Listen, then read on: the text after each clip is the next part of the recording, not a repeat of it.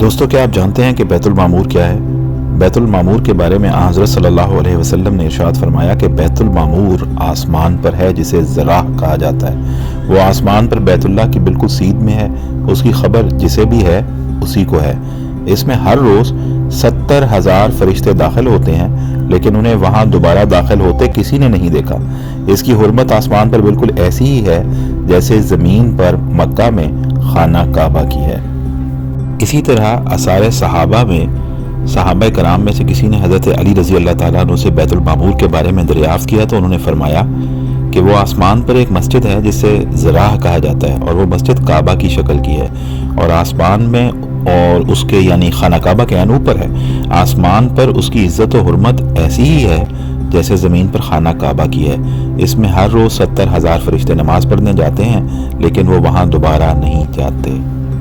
بیت المعمور وہ مسجد جو خانہ کعبہ کی طرح ہے اور آسمانوں پر موجود ہے، اس کے بارے میں تو آپ جان چکے ہیں، لیکن اس کے ساتھ فرشتوں کا کیا تعلق ہے اور فرشتے کیسے 70,000 فرشتے اس میں داخل ہوتے ہیں اور دوبارہ ان کی باری نہیں آتی؟ اس کے ساتھ ساتھ یہ جاننا بھی ضروری ہے کہ کچھ فرشتے جو ہیں وہ کس قدر بڑی حیت اور بڑا حجم اور بڑی شخصیت رکھتے ہیں۔ اس حوالے سے روایات میں ایک روایت ملتی ہے جو کہ حضرت عبداللہ بن عباس رضی اللہ تعالیٰ عنہ کے حوالے سے ہے اور انہی کی زبانی ہے، جس میں انہوں نے بیان کیا کہ حضرت صلی اللہ علیہ وسلم کو میں نے فرماتے ہوئے سنا کہ اللہ تعالیٰ کا ایک فرشتہ ہے جس کے لیے 7 آسمان اور زمین کے 7 طبقات ایک نوالے کی طرح ہیں، یعنی وہ انہیں اللہ کے حکم سے اگر اسے حکم دیا جائے تو ایک نوالے کی طرح نکل لے۔ اس فرشتے کی تسبیح ہے سبحانک حیث کنت۔ اسی طرح فرشتوں کے سردار حضرت جبریل علیہ السلام کو بھی بڑی شدید قوت کا حامل کہا جاتا ہے۔ ان کے بارے میں یہ بیان کیا جاتا ہے کہ نہ صرف وہ اللہ تعالیٰ کے قاصد ہیں بلکہ قاصد ہونے کے علاوہ بہت خوش منظر بھی ہیں، بڑی قوت والے ہیں۔ ان کا مقام صاحب عرش کے قریب ہے۔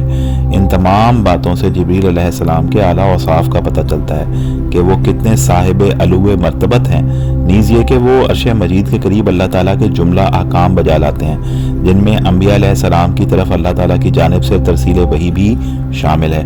علماء کرام نے بھی تفاسیر میں وضاحت کی ہے کہ فرشتے مختلف اشکال میں زمین پر آتے رہتے ہیں۔ خصوصاً جبرائیل علیہ السلام کے متعلق خود حضرت صلی اللہ علیہ وسلم نے ارشاد فرمایا ہے کہ وہ آپ کی خدمت میں متعدد بار کبھی داہیہ بن خلیفہ کلبی کی شکل میں اور کبھی کسی عربی بدوی اور کبھی اپنی اصلی شکل میں حاضر ہوئے، اور یہ بھی ارشاد فرمایا کہ ان کے پردار بازو 600 ہیں جو مشرق سے مغرب تک یعنی افق تک پھیل جاتے ہیں، اور آپ نے انہیں جب دوبارہ ملاحظہ پر فرمایا تو ایک بار تو اس وقت جب وہ آسمان سے زمین پر آپ کی خدمت میں حاضر ہوئے، اور دوسری بار شب معراج آپ نے ان کے یہ پنکھ سدرۃ المنتہا کے قریب دیکھے جو جنت المأویٰ کے نزدیک ہے۔